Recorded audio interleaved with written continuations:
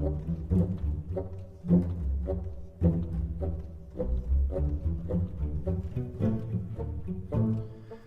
folks, Justin here, and this is the error message you currently receive if you try to boot up the new client.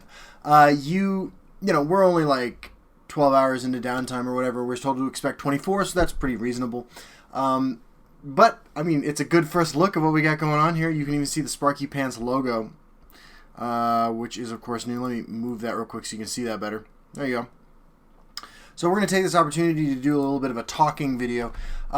If you go through my Morrowind set review videos, you'll notice that one of the last things I did was create like, and this was about 10 days after the expansion dropped, was create a list of predictions, 6 cards for each rarity that I thought were going to be the best cards in the game.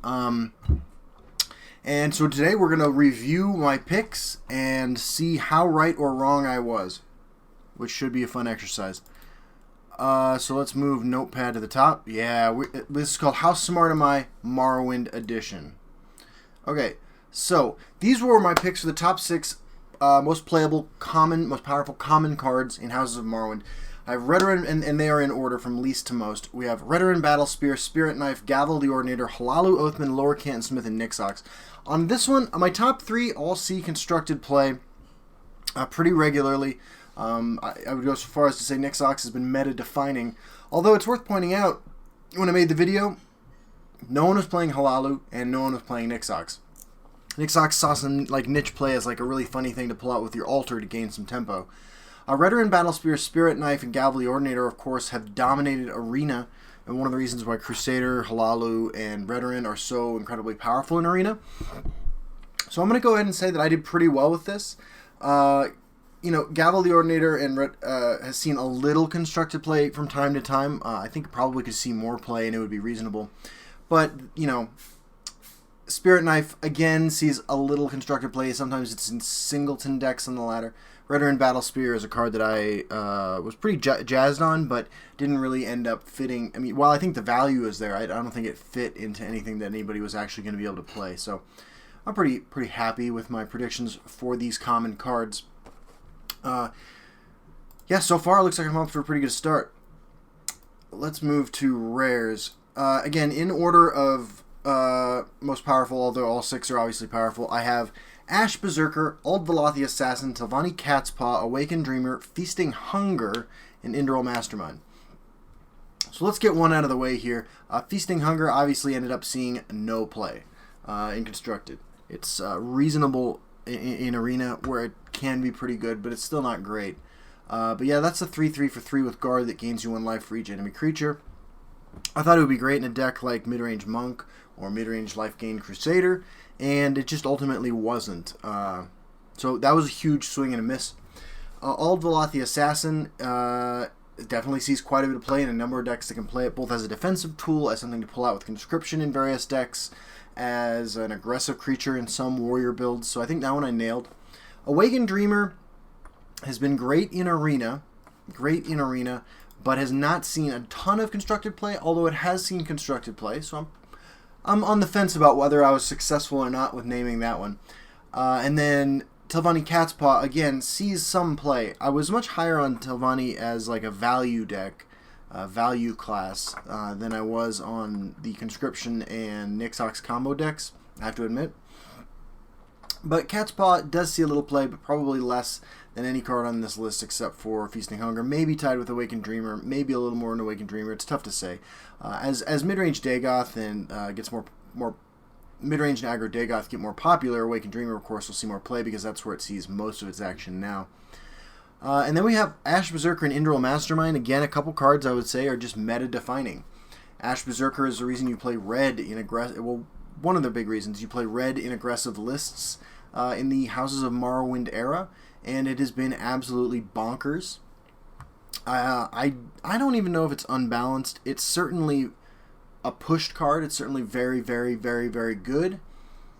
There are answers for it that cost less, and I know that dies to removal isn't like a great reason for a card not to be overpowered, but I don't know. I go back and forth honestly on whether or not I think Ash Berserker is too powerful. Indral Mastermind I named as the most powerful rare in Houses of Morrowind, and I think I've been proven right by that. By that assertion. It's just incredibly good. In the video I called it Purple's Daggerfall Mage, is the kind of card you would want to play in every purple list. It doesn't see play in aggressive warrior decks, but it sees play in every other purple deck that can run it, and yeah, it makes a lot of sense. Indral Mastermind is actually the kind of card that is, I think more powerful than any of the rest of these cards in rare by a significant margin, just because of how rare card filtering is in this game, especially pre-Houses of Morrowind, and how well it combines with effects like Ulfric's Uprising. Indral Mastermind is just an incredible effect. It does everything you want it to do. So let's move on to epics. Now, this is worth pointing out. This came out right after Morrowind dropped.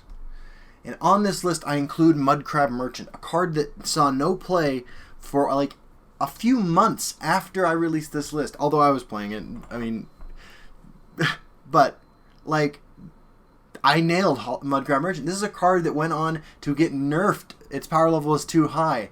But so again, like a lot of these cards actually saw virtually no play when it first got released.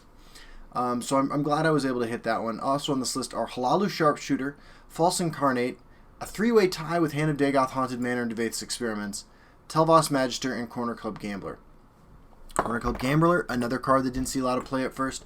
So of these cards, we have Tel'Vos Magister, Hand of Dagoth, Haunted Manor, and Mudcrab Merchant. 4 of these cards have been nerfed for power level reasons.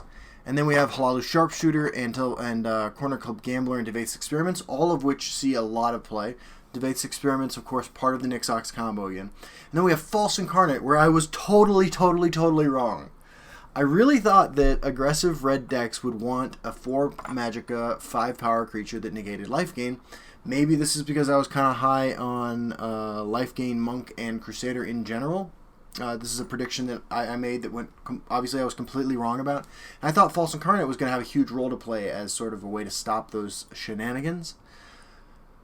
But the rest of my predictions here, like, I'm feeling very confident, very comfortable with this. Hand of Dagoth, Haunted Manor, Devath's Experiments. Again, Hand of Dagoth we all knew was super powerful when the expansion dropped.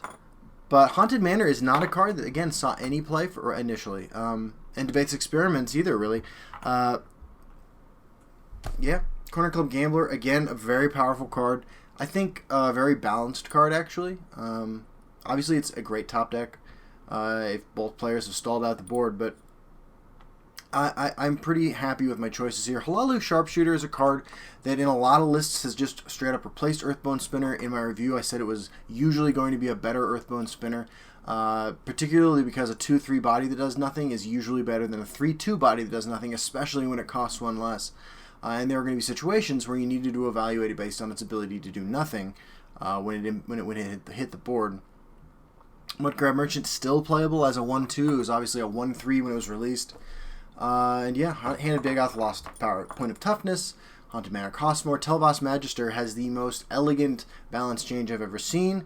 And I'm not going to say that like I had something to do with that, but I had something to do with that. And yeah, Devath's Experiments is just crazy good at what it does, which is of course very niche, and we wouldn't be talking about it if it wasn't also part of an incredibly powerful combo deck. So again, I think I'm pretty successful here, minus False Incarnate. So far as like big errors, I have False Incarnate, Feasting Hunger, kind of Awakened Dreamer, and then the first 3 cards on my commons list having no constructed application whatsoever, but being, hugely relevant in Arena. Finally, we have my legendaries list. We have here, this one's a little tougher to evaluate, right? Dagoth, Sun and Shadows, the Red Year, and Namor's Keeper, Odinir Necromancer, and Genius Pathmage. So, let's end this video on a positive note by starting off with the ones I was totally wrong about. Dagoth, Dagoth Control, or maybe mid-range, although I don't know how often you ever actually cast Dagoth in a Dagoth mid-range deck or even run it in your deck.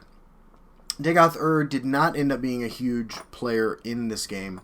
It sees play in Dagoth Rage decks,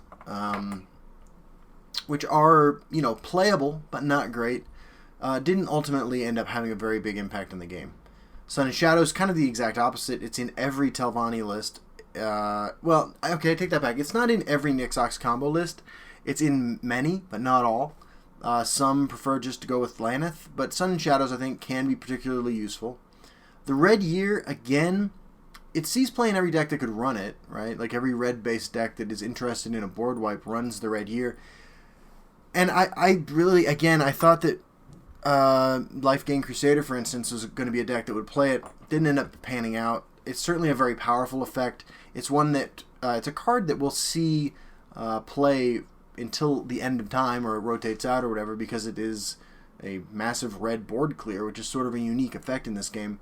But it didn't end up having much of an impact on the meta, and maybe as a unique legendary, that's fair.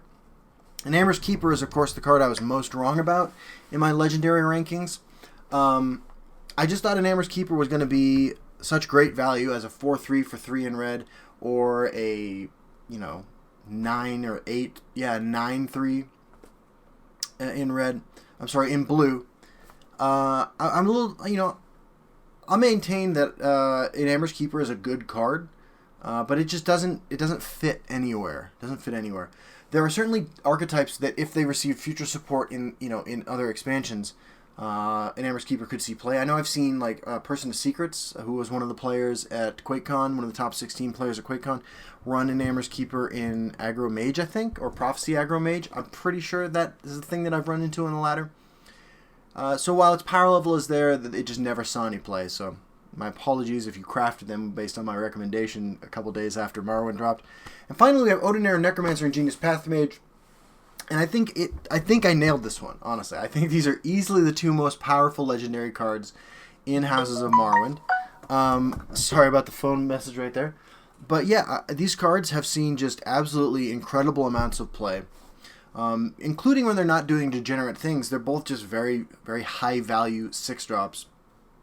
When they first came out, a lot of us tried them with Altar. A lot of us tried them with... there was an era of things where we were doing fair things with them, and then doing slightly unfair things with them, and then playing Uprising with them, and then OTKing our opponents with them.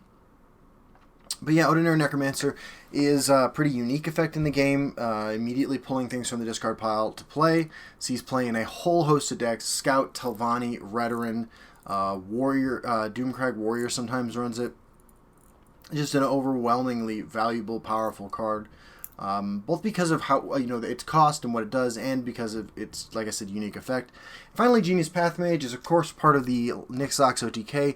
It also sees play in Uprising decks of the Tribunal variety, and sometimes in Nixox decks, in Telvanni decks that aren't Nixox. It sees play in some versions of Midrange and Nixox Dagoth. It's just a very powerful card. So yeah, there are the top 6 commons, rares, epics, and legendaries as I chose them right after the expansion dropped. Keep in mind, too, that 2 days after the expansion dropped, I went to PAX East, so I wasn't actually playing with the cards when I made the video. I played maybe like 10 games over the weekend with Derek and CVH at PAX East. But yeah, that is where we're at. Let's wrap things up by taking one more good look at this endlessly cycling loading screen, and get ready for the new client, which should be here in the next 12 hours. Alright guys, I will see you all on the brand new ladder as soon as it's available. Bye-bye.